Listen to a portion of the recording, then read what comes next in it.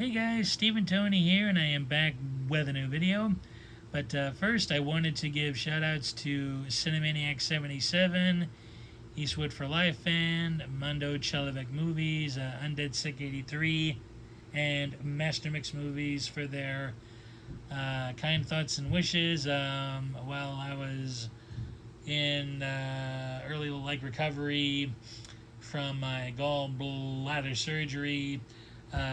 Thanks again, guys. I really did and do appreciate all of the kind words and thoughts. I'm doing much better.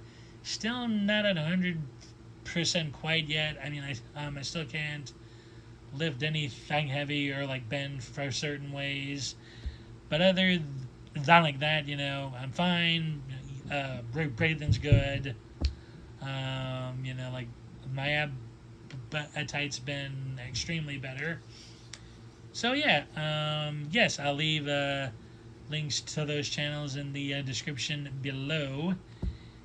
And yeah, enough with my health craziness. Let's get to some movie talk here. And as y'all can tell from the title and thumbnail, it is going to be on Bava's Terror from Space, aka Planet of the Vampires. Now, you guys aren't going to believe this, but it took me until earlier this summer to actually finally sit down and watch this thing, because for years only the English dub was available, on the original MGM DVD, and then the Blu-rays from Code Red and Kino Lorber. And I wanted to see the film in Italian because even though Samuel Z.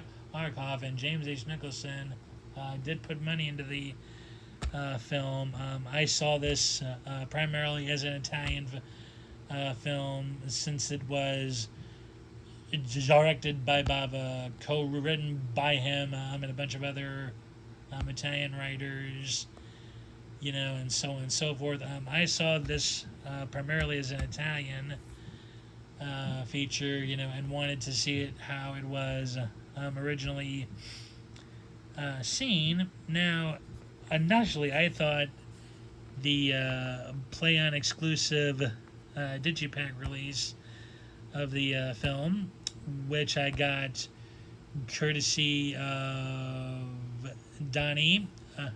Thanks again, Donnie, for helping me get this. And then, of course, Radiance Films came out with its own special edition. Now, I took the keep case out of the hard box because I thought the colors blended and complemented each other well.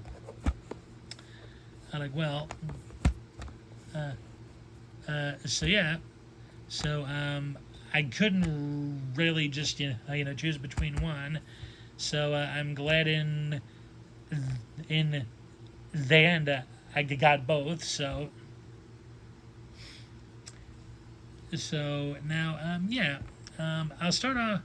So I'll start off with, I really enjoyed this film. I'm normally not a sci-fi guy, but because it mixed the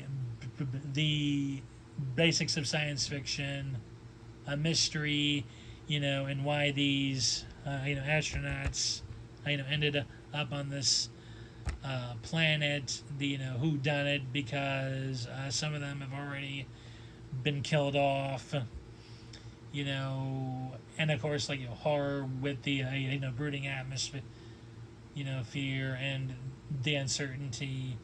Yeah, I really enjoyed this.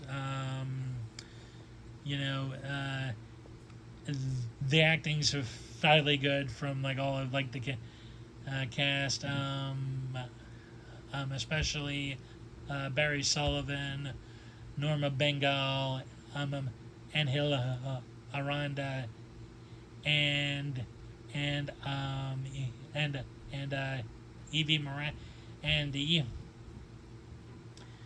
yeah, and the colors, like, oh my, jeez, yeah. Bava's use of color in this is magnificent. It really is like looking at pop art, or just art in general. It is as visually impressive to look at as the story and as the acting. My only real beef with the film, and I don't want to give too much of the story away, because like how that unfolds is like really well done. But I'll say the beings who are supposed to be the aliens in this, they didn't feel like pure alien beings because of a certain thing they were able to do in like the film. Now, for like those who have seen this, you'll know exactly what I'm talking about. Like that particular element just didn't feel like something that even the most advanced of species of any kind would be able to do, through just super scientific means. Yeah, like something and all that just made me think that they weren't just aliens. I like that there was something more heading on that even Bava and his co-writers kept secret. But other than like that, everything else just clicks and works so well. And for anybody who didn't think Bava could go pure bleak, with an ending of a film, and again, and again, for those who've seen it, what I'm talking about, and for anybody that hasn't seen it yet, yeah, that ending will just shock you, and blow you away. I was not expecting that much of an ending, and it is probably Bava at one of his most pessimistic points in terms of how he ends the film. For all of us who've seen the majority of his work, we know his endings are usually fairly fairly optimistic, but not before the Shasta characters go through hell in order to reach it. Only with Bava's 1971 one film, Twitch of the D-Nerve, kind of plays on that fairly dark ending, but with sort of morbid playfulness, which isn't here obviously, but so if you want to see Bava do bleak and do it well, that's his it. I do see the connections to Alien and how Ridley Scott and his team like like lifted from that that story, you know. But yeah, I mean, but like other than astronauts landing, on a desolate planet, and finding dead beings in in these other ships. Like that's really as far as the alien connection goes. Like really.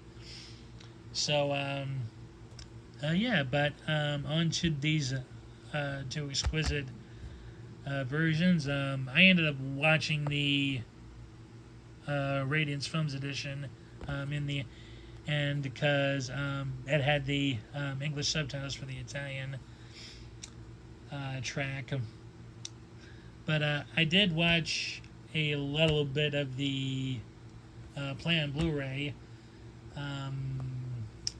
and both are taken from the same transfer that was done in Italy in 2015, 2016 for the Cannes Film Festival, which was supervised by Bava's son Lamberto, who also acted as the assistant director on this. So both films do have the same visual transfer and the audios. So Blu-ray wise, you are getting the same disc, but Plan does have a 4K UHD disc as well. I haven't popped that in yet because I still need to get a 4K player, which, as you all know from an earlier video, I am planning on getting by the 2024 holiday season. But in terms of the like Blu-rays, it's pretty much the same picture. On this edition from Germany, there is English subtitles, but it's only for the for the intro writing for the transfer, and I think on maybe a scene that maybe wasn't dubbed in English, probably. Probably. I haven't gone through the whole thing yet, but I'm pretty sure that's what it is. And the extras are also fairly different as well. There's two different brand new mini documentaries on the film. The play-on one is called Bava's World, and it was produced by a French company that features interviews with Nicholas Winding Refn, whose films Valhalla Rising and the Neon Demon were very heavily influenced by Bava, especially this film. It also featured interviews with Bava's son Lamberto, the film's producer, one of the costume team, and a special effects guru. Unfortunately, that isn't subtitled in English, but it is still a very interesting piece that I do kind of wish Radiance had gotten the rights to, because it does look very interesting. Both discs do share a a same interview with Lamberto Bava that was like recorded in 2022 and is subtitled in English on this one, and both sets also offer up the Super 8 version of the film, which I haven't seen yet, and both offer the Italian and English cuts of the film. Although I should add that the Italian version was the only one put on the 4K UHD D disc. So like that's the only version you'll see, in the actual pure 4K presentation. So the only downer is that the 4K to this is a region B locked. I think it definitely had to do with rights, issues, and since this was an exclusive to the Plan Picture site. But other than like those bits, it is a fairly similar presentation, and either version is well worth getting. Although I do kind of, although I would go with the Radiance release slightly more because it's English friendly in terms of subtitles for the Italian cut.